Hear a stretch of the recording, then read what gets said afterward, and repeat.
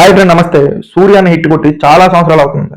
చాలా సంవత్సరాలు అంటే దాదాపుగా 14-15 సంవత్సరాలు తెలుగులో సరైన హిట్ అయితే పడలేదు.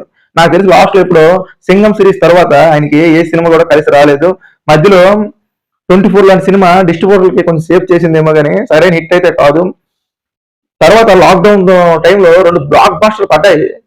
ఆకాశమే హద్దుగా, జై భీమ్ లాంటి సినిమాలు బ్లాక్ బాస్టర్లే, కానీ అవి థియేటర్లో విడుదల అవ్వలేదు. అదే కానీ థియేటర్లో విడుదలైతే సూర్య అన్న రేంజ్ మరో మెట్టు ఎక్కేది.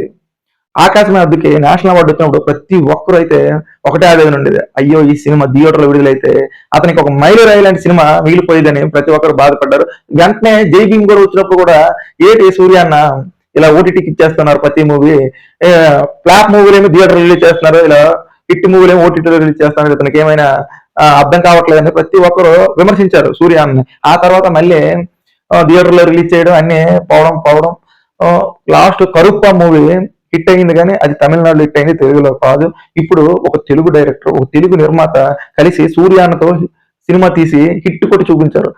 తొలి టాక్ నుంచే పాజిటివ్ రెస్పాన్స్ తో, బ్లాక్ బస్టర్ టాక్ తో సూర్యాన్న కెరియర్ లో అత్యంత వేగమైన 100 కోట్ల గ్రాస్ మూవీ అయితే కొట్టి చూపించారు.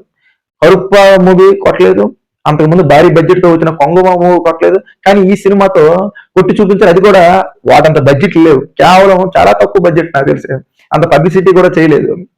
సో కంటెంట్ అందులో ఉంటే అటు భారీ బడ్జెట్, భారీ డైరెక్టరా, లేకపోతే భారీ నిర్మాత, భారీ హీరో అని చూడరు. ప్రేక్షకులకి నచ్చాలి, నచ్చితే ఆ సినిమాని ఎక్కడికో వెళ్ళి తీసుకెళ్తారు. అలాంటిది చాలా రోజుల తర్వాత అయితే సూర్యాన్న హిట్ కొట్టారు. ఇలాంటి మరెన్నో మంచి చిత్రాలు తీయాలని మనస్ఫూర్తిగా కోరుకుంటున్నాను.